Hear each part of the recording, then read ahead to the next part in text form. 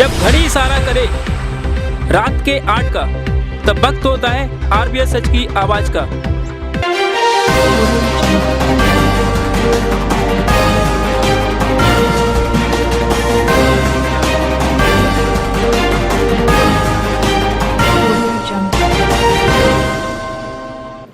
नमस्कार, मैं हूं संजय भारद्वाज और आप देख रहे हैं आरबीएस न्यूज सच की आवाज। क्या रहा आज ग्वालियर का हाल, जानेंगे हम। पहले नजर डालते हैं आज की खास खबरों पर। थाटीपुर में 2 बाइक सवारों ने महिला से चेन लूटी। थाटीपुर में ही इलाज कराने गई महिला को अस्पताल में लगाया गलत इंजेक्शन। मुरार के गुप्ता हॉस्पिटल में एक बच्चा चोर पकड़ा गया। शहर की छात्रा शिवांगी गुप्ता सीबीएसई रिजल्ट में आई जिले में टॉप पर। पशु क्रूरता को लेकर पशुपालन अधिकारी ने दिए कार्रवाई के निर्देश। आज सबसे पहले आप सभी को सुपरस्टार अक्षय कुमार का एक संदेश दिखाऊंगा, जिसे देखना आपके लिए बेहद जरूरी है। दोस्तों, आरबीएस न्यूज सच की आवाज कोई चैनल भर नहीं है जो सिर्फ आपको खबरें दिखाता रहे, बल्कि ये एक माध्यम है मुझे अपनी बात कहने का और आपकी आवाज, आपकी पीड़ा, आपके दर्द, आपकी तकलीफ को उठाने का।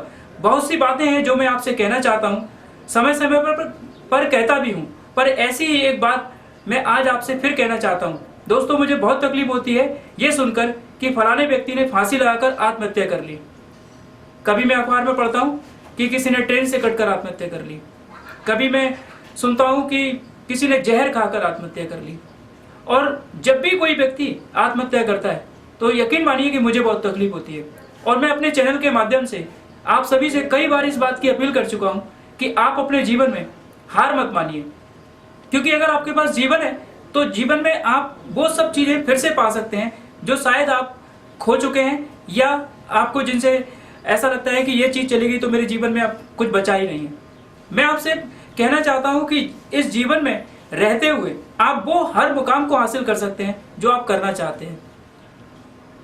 तो सबसे पहले आज की खबरों से पहले सुपरस्टार अक्षय कुमार का एक वीडियो संदेश जो मेरे पास आया है वो मैं आप तक पहुंचाना चाहता हूं अपने चैनल के माध्यम से। आप देखिए और सुनिए कि वो आपसे क्या कहना चाहते हैं। एकदम डायरेक्ट बोलूं, दिल से बोलूं।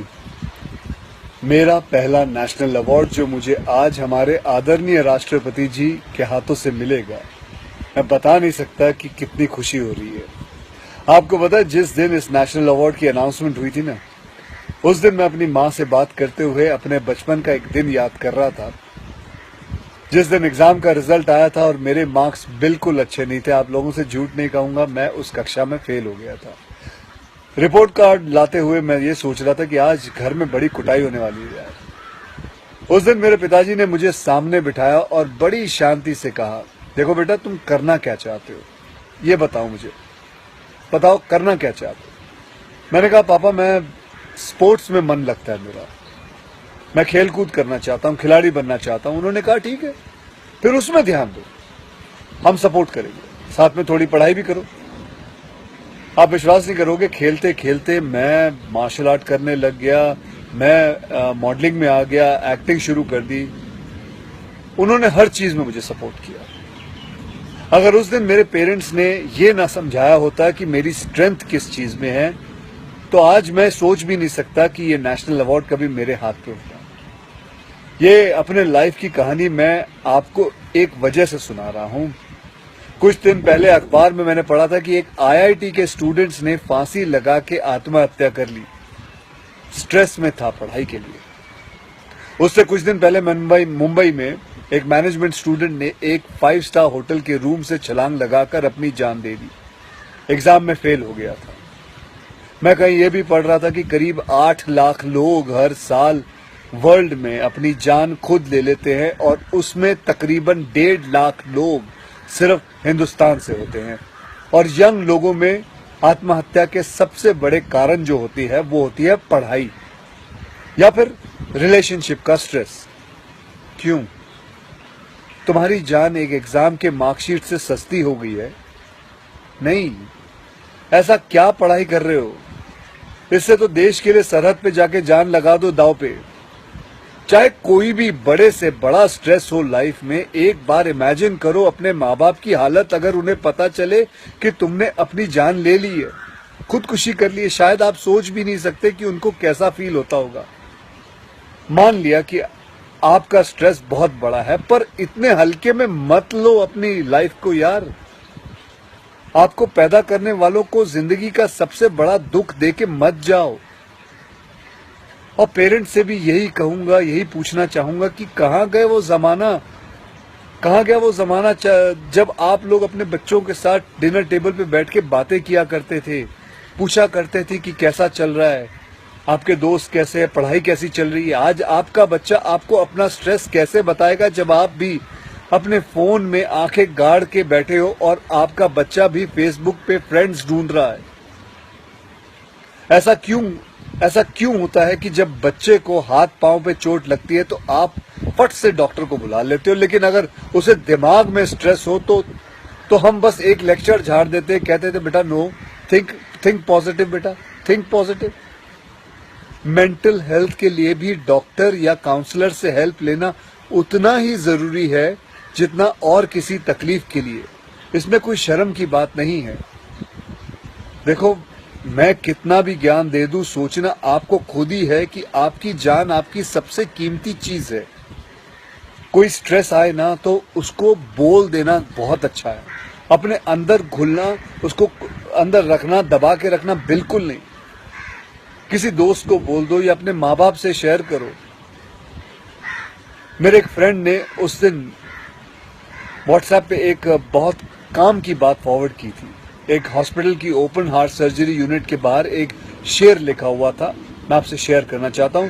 वहां लिखा हुआ था कि अगर दिल खोल लेते अपने यारों के साथ तो आज खोलना ना पड़ता औजारों के साथ। भैया मुझे एक प्रॉमिस करो कि आज प्लीज आज एक प्रॉमिस करो कि टेंशन कोई भी हो, सोल्यूशन है, कहीं ना कहीं उसका सोल्यूशन है। और वो सोल्यूशन आत्महत्या बिल्कुल नहीं है, कभी नहीं है, किसी हालत में नहीं है। अपना ध्यान रखो। मिलते हैं फिर। Till then, next time, good bye, जय हिंद। मुझे यकीन है कि यह वीडियो संदेश आपको बहुत पसंद आया होगा और मुझे यह भी यकीन है कि जो भी लोग अपने जीवन से हार मान चुके होंगे, सुपरस्टार अक्षय कुमार का ये वीडियो संदेश उन्हें एक ताकत, एक संबल प्रदान करेगा। अब फिर से लौट आते हैं अपने ग्वालियर की खबरों पर। तो आज मैं आपको ग्वालियर की जो सबसे मेन खबर है वो बताने जा रहा हूँ कि मुरार से थाटीपुर जा रही एक महिला के गले से 2 बाइक सवार चैन छीनकर भाग गए। लूट की ये वारदात सरेराह हुई, पर कोई भी व्यक्ति बीच में महिला के साथ हुई लूट को रोकने के लिए आगे नहीं आया। वारदात जैन मंदिर के पास की है, जब महिला मुरार की तरफ से आ रही थी कि तभी मोटरसाइकिल पर सवार होकर आए 2 लुटेरों में से एक ने महिला के बाल खींचे और गले पर हाथ मारकर चैन लूटकर भाग गए। इसमें महिला के गले पर घाव के निशान भी अब हो गए। महिला का नाम रेखा राजावत है। महिला की शिकायत पर थाटीपुर पुलिस ने लूट का मामला दर्ज कर लुटेरों की तलाश शुरू कर दी है। लूटी हुई चैन का वजन करीब 5 ग्राम है। घटना की जानकारी थाटीपुर थाने के टीआई यशवंत गोयल ने कुछ इस प्रकार से दी। जी सर, 5 मिनट में निपटा दूंगा।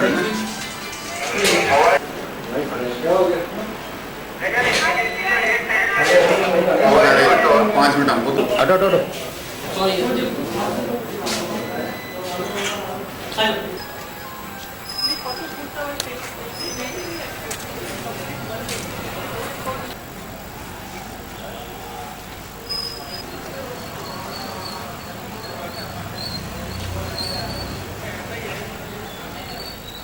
तो आपके पक्ष के लिए हम लोग आए हुए हैं।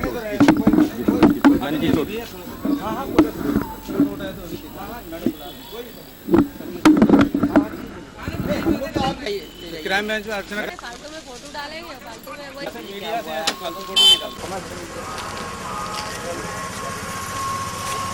वो तो वहाँ फुटेज। रेखा राजावत करके एक महिला है, थाने पर आकर उन्होंने रिपोर्ट किया है कि मैं मुरार तरफ से आ रही थी तो जैन मंदिर के पास कुछ अज्ञात बदमाश एक मोटरसाइकिल से 2 लोग थे, उसकी चैन छीनकर भाग गए।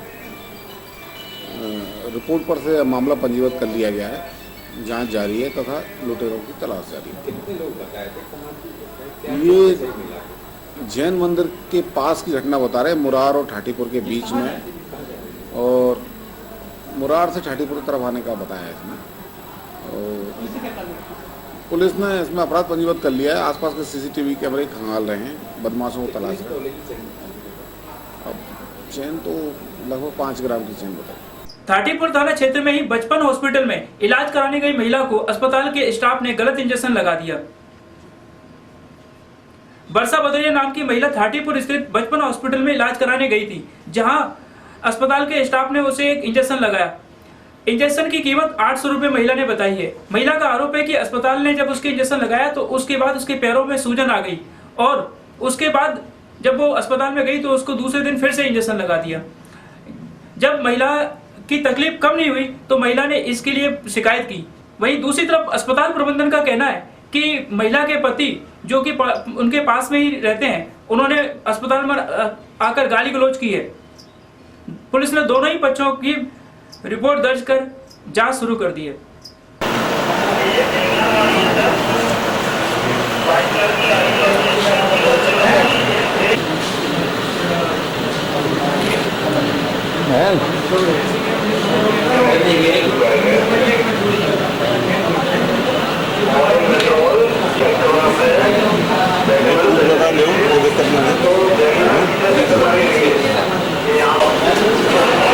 सर अगर कोई की दवाई दी तो बस यही पूछ लिया कि दवाई कौन सी लेना है, पैर में सूजन आ रही है। मैडम भड़क गई और जो कल का जो पुराना जो पर्चा था वो फाड़ के अपनी उसमें डाल दिया और उनको उल्टा सीधे सुना के निकाल दिया। ये सर नाम लिख के भेजना आप अपना।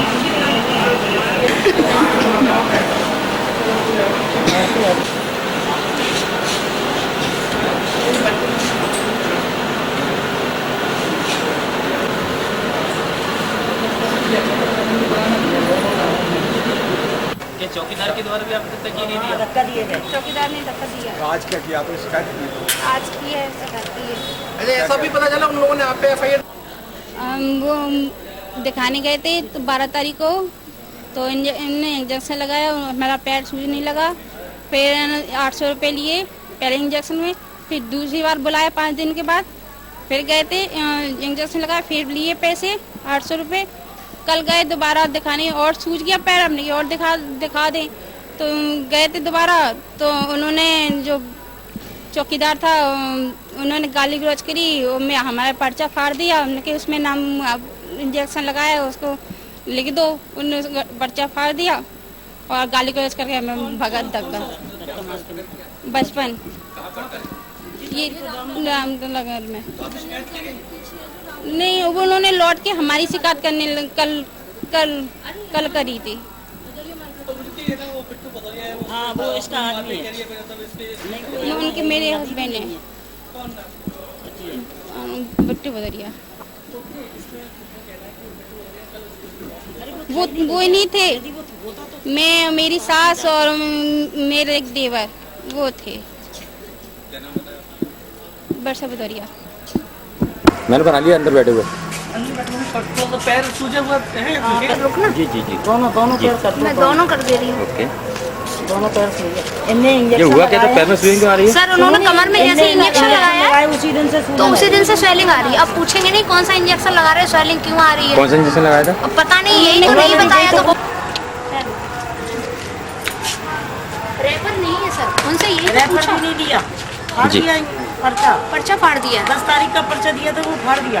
इंजेक्शन पूछने पर उनको मतलब गुस्सा आ गया बहुत तेज, वो उल्टा सीधा बोलने लगी। कल रात को 12 बजे आई का बचपन हॉस्पिटल से आवेदन आया था कि पड़ोस में रहने वाला बिट्टू भदौरिया करके लड़का है जिसके खिलाफ थाने पर पूर्व से भी अपराध और पंजीबद्ध हैं। उसने जाकर हॉस्पिटल में रात को 12 बजे गाली गलौज किया और अभद्रता कर्मचारियों के साथ किया। आवेदन की जांच चली रही थी, इतने में आज दिनांक को बिट्टू भदौरिया के परिजन आए। उन्होंने कहा कि नर्स ने हमको गलत इंजेक्शन लगा दिया था। तो दोनों ही मामलों की जांच कर रहे हैं, जो भी बात सामने आएगी सच्चाई कार्रवाई होगी। मुरार थाना क्षेत्र के गुप्ता हॉस्पिटल में एक बच्चा चोर पकड़ा गया है। चोर का नाम बंटी जाटव बताया गया है।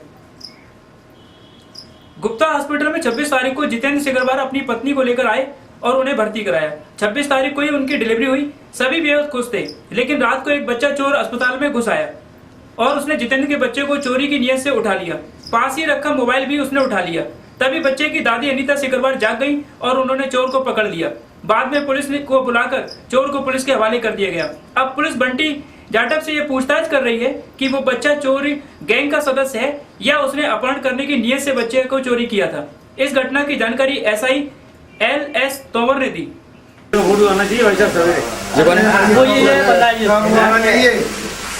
ये क्या का आरोप में है? इधर वाला जी, इधर वाला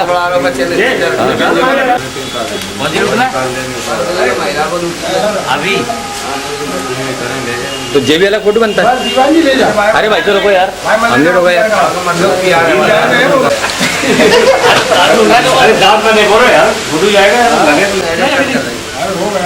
अरे यार भाई साहब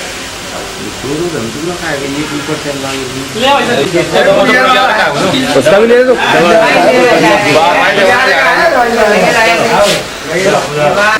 अरे तो 13 का हो जाएगा, 13 पहुंच जाएगा। बहुत अच्छा काम करो तेरे ने। ऐसे यार बाबा अस्पताल तक चलो यार, अपन को निकासी हो रही है जाई दूल्हा है आज। अरे तो को कह रहा है यार, आप कह रहे हो? क्या रहा है आप कौन रहा है?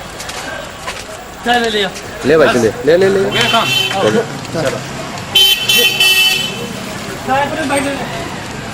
आज गुप्ता नर्सिंग होम में दोपहर करीब 11-20 बजे एक बंटी जाटा उसमें घुस गया, उनके बच्चे को उठा लिया और एक मोबाइल भी उसने चोरी की नीयत से उठाया।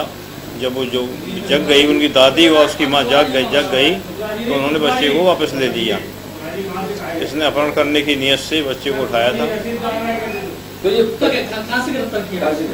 इसको सदर बाजार से गिरफ्तार किया है। बच्चा बरामद कर लिया? बच्चा बरामद तो उसी समय तो वापस हो गया था। किसका बच्चा था, क्या नाम था, कहाँ से रहने वाले? ये अनीता सकरवार उसकी दादी हैं। जितेंद्र सकरवार SF में नौकरी करता, उसने भर्ती कराया था उसके लिए डिलीवरी के लिए। कल भर्ती कराया 26 तारीख को और कल ही उसकी डिलीवरी हो गई थी। नवजात शिशु।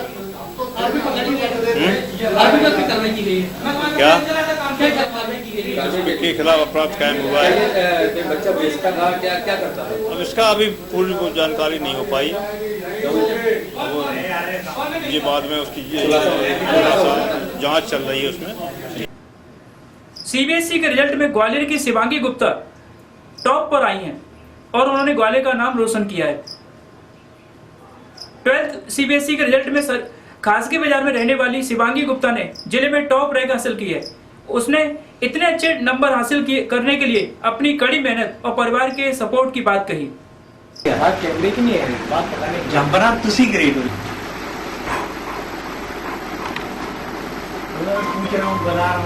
मैं वाला होगा आपको कोई पार नहीं बात वो देखिए 12th में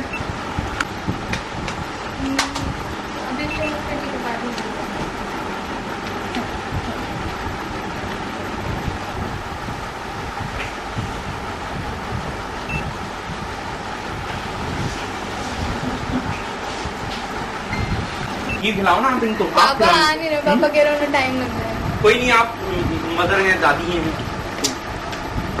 पूरे MP में टॉप हो? नहीं तो MP में ही हो ना? ग्वालियर में भी नंबर 97.4 है ये ग्वालियर। अच्छा अच्छा हाँ। तो MP में कौन सा स्थान है? MP मुझे नहीं पता। MP में टॉप किसने किया है? मुझे नहीं पता। बस किसी ने बताया। ग्वालियर डिस्ट्रिक्ट में? नहीं 97.4 मैं बोल तो रही हूँ हट है। हाँ। और जिसको मैं जानती हूँ उसको 97.4। वो कहाँ रहती है? वो अभी मैंने देखा नहीं। तो वो तो मैं आया हूँ, देख तो ले यार अपन जरा, है ना? उस हिसाब से बात होगी फिर।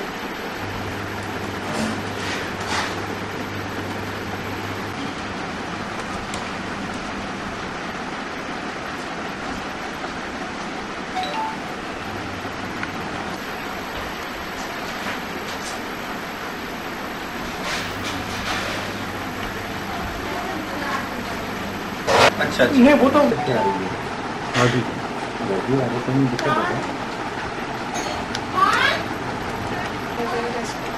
नहीं है। अगर ओवरऑल कोई नहीं खिलाइए और खिलाइए। मम्मी आप खिला दो। आप खिलाओ। मम्मी रेखा तो भी खिला। मम्मी ला रही है। मम्मी क्या हो गया? कौन है? गुनगुन? ये गुनगुन?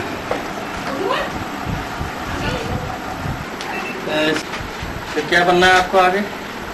बनने का तो पता नहीं, अभी तो सिर्फ एजुकेशन। अभी तो DU में एडमिशन हो के फिर वहाँ से पढ़ाई करी। साइन कर क्या पेन कार्ड पेन ये हमारे लिए है। CBSE 12th की परीक्षा परिणाम आए हैं, कितने अंक प्राप्त किए हैं? 94.8% है।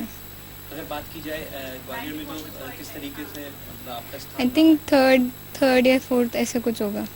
लेकिन इस मुकाम पर पहुंचने के लिए किस तरीके के प्रयास रहे आपके? प्रयास तो पूरे ही देते हैं इंसान, खुद तो मेहनत पूरी ही करता है जितना बेस्ट हो सकता है कैपेसिटी से। बस डिस्ट्रैक्शंस के लिए टाइम ना रखें और जितना आप कर सकते हो उतना करें। माता पिता को क्या उम्मीदें थी आपसे? माता पिता को तो बहुत उम्मीदें हैं और अच्छा ही लगता है उनको, वो ज़्यादा प्रेशराइज नहीं करते, पर जितना मुझसे हो सकता है उन्हें उतना अच्छा लगता है। अभी जब परिणाम आए तो किस प्रकार का माहौल घर में? बहुत अच्छा लगा, सबको बहुत बढ़िया लग रहा है, सब खुश हैं। फ्यूचर की प्लानिंग क्या है? फ्यूचर में अभी तो एजुकेशन पे ही फोकस है, अभी DU से ग्रेजुएशन करना है। ऐसे दौर में जब कहा जाता है कि लड़कियां बेस्ट नहीं कर सकती लड़कों से, उन्हें हमारे यहाँ तो लिंग अनुपात में भी कमी है। अरे नहीं, ऐसी सोच को जितना हो सके उतना ख़त्म करें, क्योंकि ऐसा कुछ नहीं होता कि लड़के या लड़की जन्म से ऐसा कुछ अलग लेकर पैदा हुए हों। सबका अपना अपना टैलेंट होता है, सब अपने अपने फील्ड में होते हैं अच्छे, तो आप सबको अपना इक्वल अपॉर्चुनिटी दो तो सब सक्सीड कर सकते हैं। बस यही कुछ मैसेज देना चाहेंगी जो यंग गर्ल्स को? यही कि आप अपना जो पैशन है उसको संभाल के रखें और अपना पूरा काम करें, अपना बेस्ट दें, तो आई थिंक रिजल्ट अच्छा ही आएगा। CBSE 12th के परीक्षा परिणाम आए हैं, कैसा महसूस कर रहे हैं? कौन सा स्थान आया है? स्थान तो पता नहीं, परसेंटेज पता है 94.8 आए हैं और अच्छा लग रहा है काफ़ी। तो यहाँ तक पहुँचने के लिए किस प्रकार की मेहनत से गुजरना पड़ा? मेहनत तो अजीब में लगती है, आप 12th में और इतना कंपटीशन है तो आप डिस्ट्रैक्शंस अफोर्ड नहीं कर सकते। आपको अगर स्कोर करना है तो फिर आपको पढ़ना ही पड़ेगा, hard work is the only way. तो जितना हो सकता है मैक्सिमम टाइम अपना पढ़ाई के लिए दें। माता पिता का कितना सहयोग? माता पिता का पूरा सपोर्ट है, उनकी वजह से सब चीज़ें मैनेज हो पाती हैं, वरना आई थिंक इतना वो नहीं हो पाता। क्योंकि उनका सपोर्ट रहता है तो कई चीज़ें मैनेज हो जाती हैं कि ठीक है यहाँ पे ओवरलैप कर लिया, ऐसा हो गया। हमारे यहाँ तो जो ग्वालियर चंबल अंचल है वहाँ लिंग अनुपात की स्थाई है, सरकार को मेहनत करनी पड़ रही है बेटियों को बचाने पढ़ाने में। ऐसे में आपने आई थिंक सरकार से ज़्यादा लोग रिस्पॉन्सिबल हैं, वो अपनी सोच बदलें, वो अपना नज़रिया बदलें, थोड़ा खुलकर सोचें कि ऐसा नहीं होता, बच्चा होता है, उसके अपने अपने टैलेंट्स हैं, अपने पॉजिटिव्स हैं, अपने नेगेटिव्स हैं, तो उस पर ध्यान दें इंस्टेड कि उनको डिस्क्रिमिनेट करते रहें कि आप में ये बुराई है या ऐसा वैसा, तो इससे उनका डिमोटिवेशन होता है। जितना हो सके उन्हें मोटिवेट करें। प्रचंड गर्मी में पशुओं से क्रूरता करने वालों की अब खैर नहीं, क्योंकि जिला पशुपालन अधिकारी ने इसके लिए सख्त रुख अपनाते हुए कार्रवाई की बात कही है। एक और जहां इतनी गर्मी में आम लोगों का जीवन बेहाल है, ऐसे में भी कुछ लोग दाल बाजार जैसी जगहों पर अपने रेड़े और ठेलों में इतना वजन अपनी गाड़ियों में लाद कर ले जाते हैं कि उन्हें चलाने वाले पशु बेहाल हो गए हैं, जिस पर नगर निगम के जिला पशुपालन अधिकारी जो हैं उन्होंने कार्रवाई करने की संकेत दी हैं और उन्होंने कहा है कि जब तक गर्मी है तब तक ऐसे लोगों पर नजर रखी जाएगी जो बैलगाड़ी रेड़ा गाड़ी चला रहे हैं, और अगर उस पर हद से ज्यादा सामान पाया गया तो उन पर सख्त कार्रवाई की जाएगी।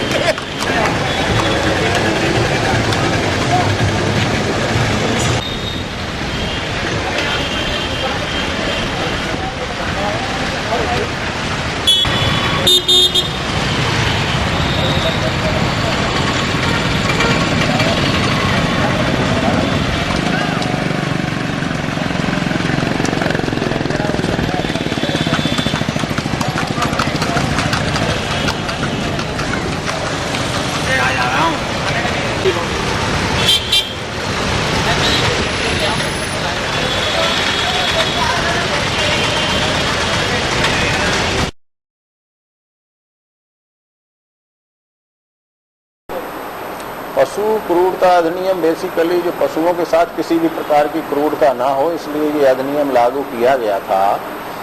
और जैसे ओवरलोडिंग ना हो, पशु परिवहन में भी अगर हम किसी वाहन में 4 पशु जा सकते हैं, यदि हम उसमें 8 ले जाएंगे तो वो भी एक क्रूरता है, क्योंकि वो पशु वहाँ पर परेशान होगा, बेचैन होगा, चोट भी लग सकती है।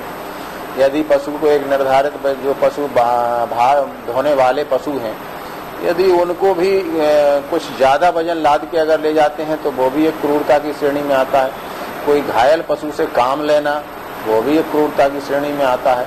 तो इस प्रकार के जो वो होते हैं, ये क्रूरता रोकने के लिए ये पशु क्रूरता अधिनियम बनाया गया है।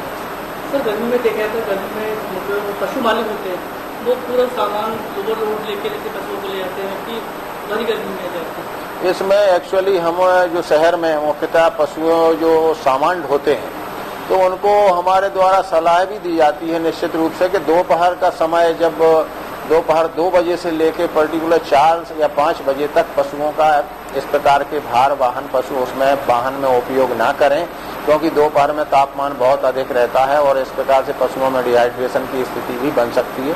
तो उनको सलाह दी जाती है कि इस बीच में ये पशुओं का इस प्रकार के उसमें उपयोग ना करें।